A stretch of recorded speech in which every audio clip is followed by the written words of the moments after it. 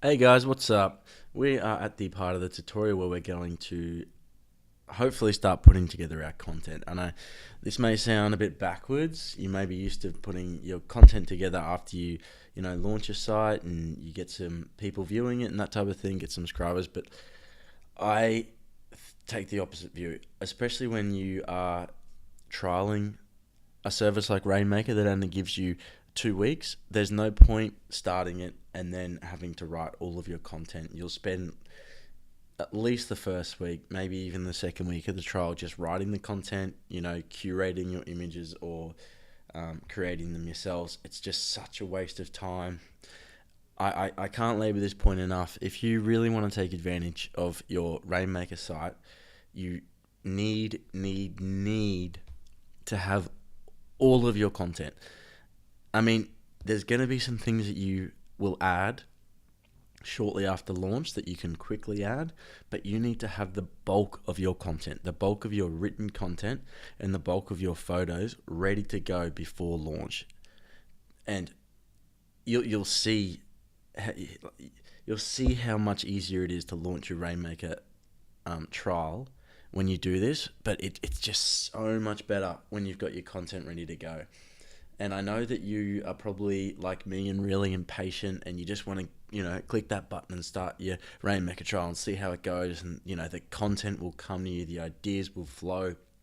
But that's the sad truth is that, this is the unsexy part of building a website, laboring over the content, laboring over the images and that type of thing. It takes time, it takes effort, and, it's tough. It's not easy. I'm not saying that it is, but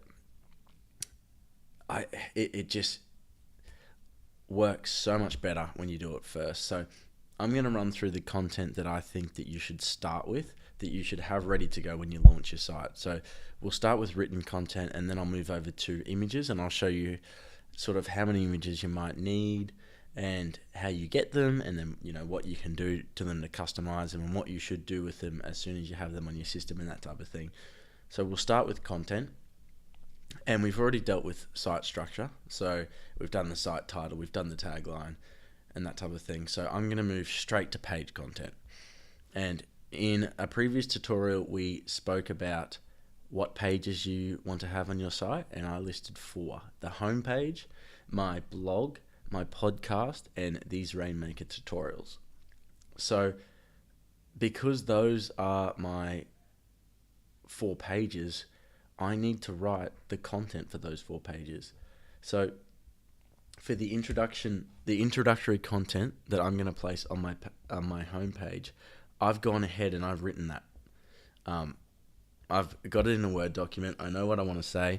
It may change slightly when I put it up there, but the bulk of the content, the bulk of what I want to say is written into a document called intro page.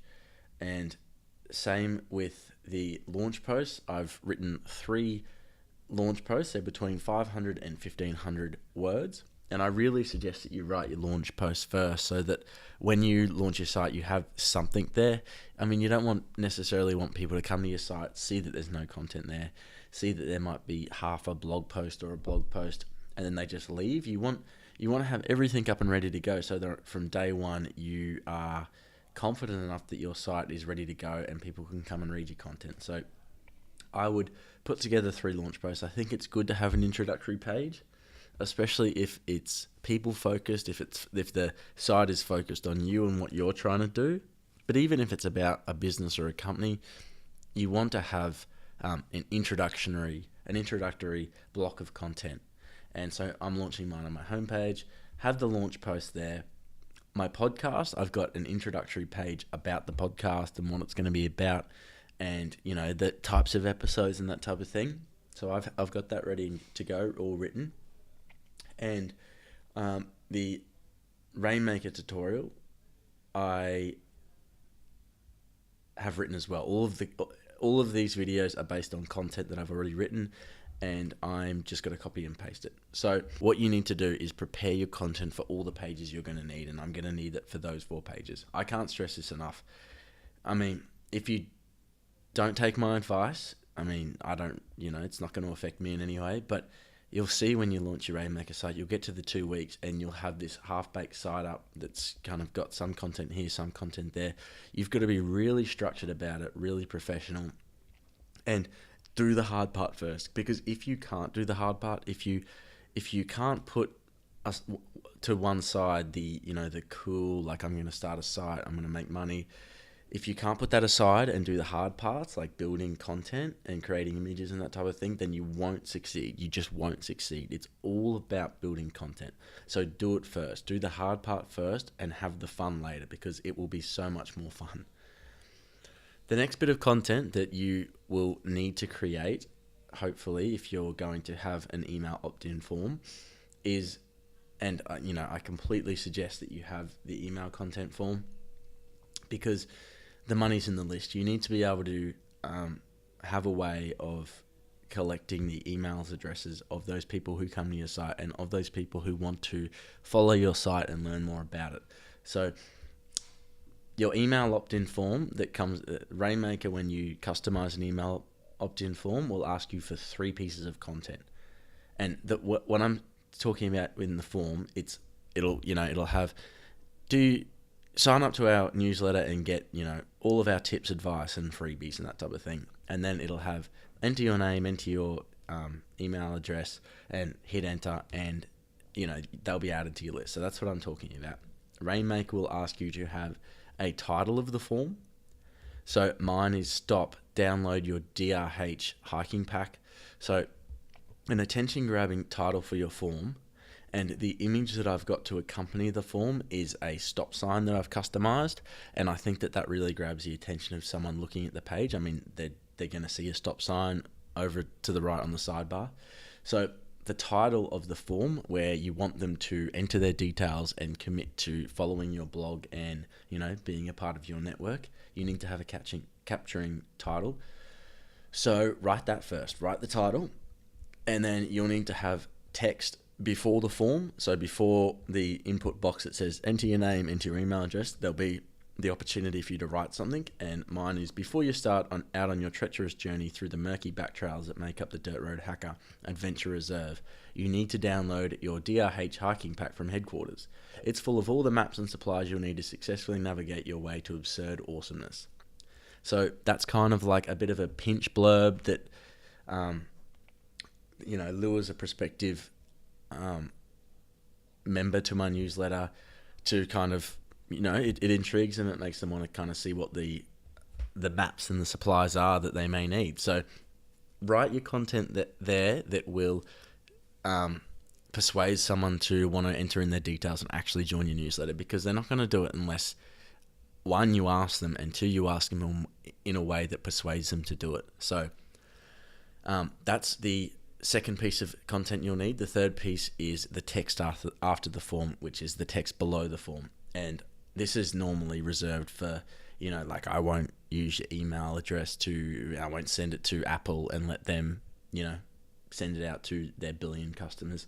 So mine is, I won't abuse the trust you have in me. I'll keep your info to myself and send you only absurdly awesome content. So it's pretty brief. Just kind of reassures them that I'm not going to misuse their email address in any way or send them spam and that type of thing. So that's the next bit of content you're going to need in this next phase. So page content, and create documents for each. And I might be able to show you. So